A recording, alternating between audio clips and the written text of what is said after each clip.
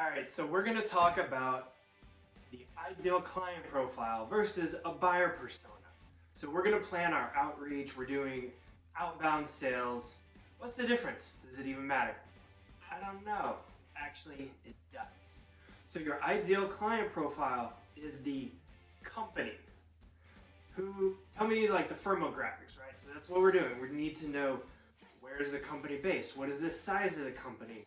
What is the company actually trying to achieve? What is their goal? What tech stack are they using? Any other information we need to know about the company? That's our ICP, right? So make sure that you've got the company figured out. This is where we're going to start building our list of leads, right? So let's go get our companies. We're going to make a list of, here's 500 companies, here's what they do. This is the ideal customer profile. The opposite side is the buyer persona. This is who's actually going to be a decision maker, okay? So you've got, tell me a little bit about what is their job title, what is their role, what are their job responsibilities. Have you looked up a job description to even see what they do? You need to know, where are they in the org chart? Who do they report to? Do they report to anybody? Are they the only decision maker that you need to know? Now, as we're thinking more about building this list of who we're going to reach out to, you need to start digging into a little bit of data enrichment. So that's going to include things like, what is the best way to get in touch with this person? What is their communication preference?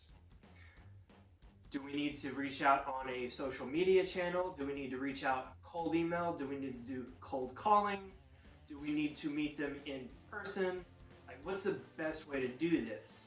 Now, since this is the sales focus, that's how we're going to be thinking of it. Now, if we're on the marketing side focus, we need to be looking at what data or marketing information are they taking in? Where are they getting their sources to make decisions? And that's going to be the best route of entry right there.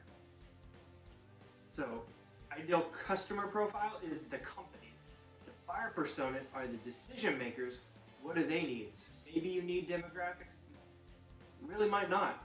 It doesn't matter what color their hair is. It doesn't matter how old they are. You need to know where they sit in that managerial chain, decision-making chain, who they report to, who the decision makers are, and how you can connect from, here's the company, here's what the company is trying to achieve. Boom, now we need to give that solution. We can hit those pain points. All right, next we're gonna go to the buyer persona. This is why you can have more than one buyer persona per company. We're gonna talk about the buyer persona. I need to talk to this product manager.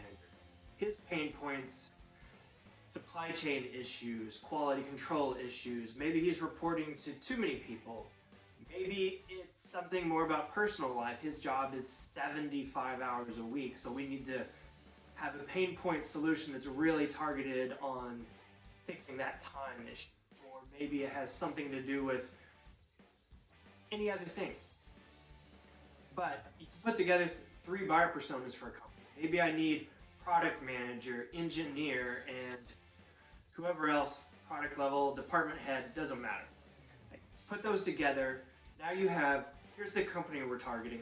Here's their systemized solution that they're offering. Now we have our buyer personas over here. This is what they're talking about. This is what they need. Whenever we have our outreach, it's all focused on, here's your problem, I feel for you.